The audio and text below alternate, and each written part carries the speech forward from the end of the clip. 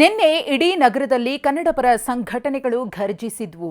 ಕನ್ನಡ ನಿರ್ಲಕ್ಷ್ಯ ಮಾಡಿದ ಉದ್ಯಮಿಗಳಿಗೆ ಚಳಿ ಬಿಡಿಸಿದ್ರು. ಕನ್ನಡ ಮಂಗಮಾಯವಾಗಿದ್ದ ಕಡೆಯೆಲ್ಲ ಕಲ್ಲು ತೂರಿ ರೋಷಾಗ್ನಿ ಹೊರಹಾಕಿದ್ರು.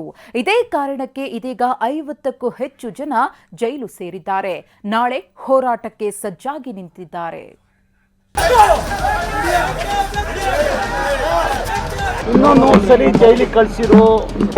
ನಾನು ಹಂಜಲ್ಲ, ಎದ್ರಲ್ಲ. ನನ್ನ ದೇಹದ ಕೊನೆಯ ರಕ್ತ ಇರೋವರೆಗೂ ನಾನು ಈ ನಾಡಿಗಾಗಿ ಹೋರಾಟ ಮಾಡಿ ಸಾಯ್ತೀನಿ.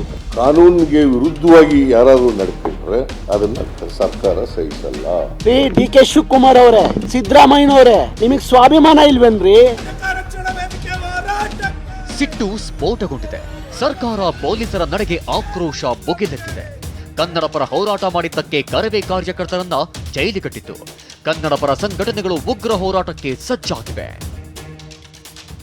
ಕನ್ನಡ ಕಡೆಗಣಿಸಿದ್ದ ಬೋರ್ಡ್ಗಳಿಗೆ ಕಲ್ಲೇಟು.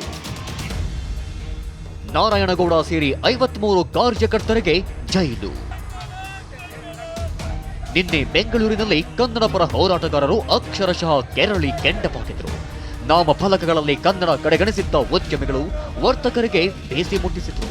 ಇಂಗ್ಲಿಷ್ ಬೋರ್ಡ್ಗಳನ್ನ ಬೋಡಿಗಟ್ಟಿದ್ರು. ಇದರಿಂದಾಗಿ ಕರವೇ ಕಾರ್ಯಕರ್ತರ ವಿರುದ್ಧ ಪೊಲೀಸರು ಕೇಸ್ ಜಡಿದಿದ್ದಾರೆ. 10 ಠಾಣೆಗಳಲ್ಲಿ ಎಫ್ಐಆರ್ ದಾಖಲಾಗಿದೆ. ಕರವೇ ನಾರಾಯಣಗೌಡ ಸೇರಿದಂತೆ 53 ಕಾರ್ಯಕರ್ತರನ್ನ ನ್ಯಾಯಾಂಗ ಬಂಧನಕ್ಕೆ ಒಪ್ಪಿಸಿದ್ದಾರೆ. ಒಟ್ಟು ಬೇರೆ ಬೇರೆ ಪೊಲೀಸ್ ಠಾಣೆಗಳಲ್ಲಿ 10 ಅಪರಾಧ ಪ್ರಕರಣಗಳು ದಾಖಲಾಗಿದ್ದಾವೆ. ಈ ಪೈಕಿ ಈ 10 ಅಪರಾಧ ಪ್ರಕರಣಗಳಿಗೆ ಸಂಬಂಧಿಸಿದಂತೆ ಒಟ್ಟು 53 ಜನರನ್ನ ಇದುವರೆಗೆ ನಾವು ಬಂಧಿಸಿ ಅವರನ್ನು ನ್ಯಾಯಾಂಗ ಬಂಧನಕ್ಕೆ ಒಪ್ಪಿಸಿದ್ದೇವೆ. ನಿನ್ನೆಯ ಹೋರಾಟಗಾರರನ್ನ ಬಂಧಿಸಿದ್ದ ಪೊಲೀಸರು ಇವತ್ತು ನಸುಕಿನ ಜಾವ ನಾರಾಯಣಗೌಡ ಸೇರಿ 20 ಜನರನ್ನ ದೇವನಹಳ್ಳಿ ನ್ಯಾಯಾಧೀಶರ ಮುಂದೆ ಹಾಜರುಪಡಿಸಿದ್ರು. ಬಳಿಕ ಪರಪ್ಪನ ಅಗ್ರಹಾರದ ಕಾರಾಗೃಹಕ್ಕೆ ಶಿಫ್ಟ್ ಮಾಡಿದ್ರು. ಅತ್ತ ನಾರಾಯಣಗೌಡ ಅರೆಸ್ಟ್ ಆಗ್ತಿದ್ದಂತೆ ಚಿತ್ತ ಕಾರ್ಯಕರ್ತರು ಬೇದಿಗೆ ಇಳಿದಿದ್ರು. ಮೆಡಿಕಲ್ ಟೆಸ್ಟ್ಗೆ ಕರೆದೊಯ್ಯುವಾಗ ಕೋಗಿಲು ಕ್ರಾಸ್ ಬಳಿ ಹೈಡ್ರಾಮವೇ ನಡೆಯಿತು.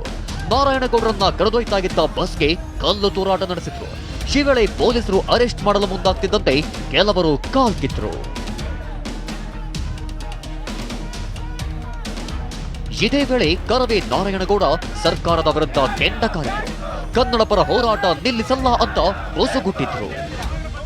ನಾನಿನ್ನೂ ಈ ಸರ್ಕಾರ, ಈ ಪೊಲೀಸ್ ವ್ಯವಸ್ಥೆ ಇನ್ನೊಂದು ಸರಿ ಜೈಲಿಗೆ ಕಳಿಸಿರು. ನಾನು ಹಂಜಲ್ಲ, ಎದ್ರಲ್ಲ. ನನ್ನ ದೇಹದ ಕೊನೆಯ ರಕ್ತ ಇರೋವರೆಗೂ ನಾನು ಈ ನಾಡಿಗಾಗಿ ಹೋರಾಟ ಮಾಡಿ ಸಾಯ್ತೀನಿ. ಚಿತ್ತಾಪರಗೂರು ರಾಮಚಂದ್ರಪ್ಪ ಸಹ ಕನ್ನಡ ಪರ ಹೋರಾಟಗಾರರಿಗೆ ಬೆಂಬಲ ಸೂಚಿಸಿದ್ರು. ಆ ಬಂಧನ ಮಾಡಿದರೆ ಅದು ತೀವ್ರಗತಿಯಲ್ಲಿ ನಡೀತಾ ಇದೆ. ಆ ಬಂಧನ ಆದ ನಂತರದಲ್ಲಿ ಬೆದರಿಕೆ ಪತ್ರಗಳು ಬರೋದು ಸದ್ಯಕ್ಕಂತೂ ನಿಂತೋಗಿದೆ. ಅದು ಕಾಯಮಾಗಿ ನಿಂತೋಗ್ಬೇಕು ಅನ್ನೋದು ಅಷ್ಟೇ ನಮ್ಮ ಆಶಯ ಅಷ್ಟೇ. ಕಾನೂನು ಕೈಗೆತ್ತಿಕೊಂಡ್ರೆ ಸುಮ್ಮನೆ ಬಿಡಲ್ಲ, ಸಿಎಂ ವಾರ್ನಿಂಗ್. ಅತ್ತ ಕನ್ನಡ ಪರ ಹೋರಾಟಗಾರರು ಸರ್ಕಾರದ ವಿರುದ್ಧ ಕೆಂಡ ಕಾರ್ತಿದ್ರೆ, ಇತ್ತ ಸಿಎಂ ಸಿದ್ದರಾಮಯ್ಯ ಕಾನೂನಿನ ಪಾಠ ಮಾಡಿದ್ರು. ಬೋರ್ಡ್ಗಳಲ್ಲಿ 60% ಕನ್ನಡ ಕಡ್ಡಾಯ. ಜಾಹೀರಾತು ಫಲಕಗಳಲ್ಲೂ ಇದು ಜಾರಿಗೆ ಬರಬೇಕು. ಈ ಬಗ್ಗೆ ಶಾಂತಿಯುತ ಹೋರಾಟ ಮಾಡಿದ್ರೆ ನಮ್ಮ ಅಭ್ಯಂತರವಿಲ್ಲ. ಕಾನೂನು ಕೈಗೆತ್ತಿಕೊಂಡ್ರೆ ಬಿಡಲ್ಲ ಅಂತ ವಾರ್ನಿಂಗ್ ಕೊಟ್ಟರು. ನಿಗದಿತ ಸ್ಥಳದಲ್ಲಿ ಶಾಂತಿಯುತವಾದಂಥ ಪ್ರತಿಭಟನೆ ಮಾಡಲಿಕ್ಕೆ ನಮ್ಮ ಸರ್ಕಾರ ಯಾವತ್ತೂ ಕೂಡ ಅಡ್ಡಿಪಡಿಸಲ್ಲ. We believe in democracy, we believe in constitution.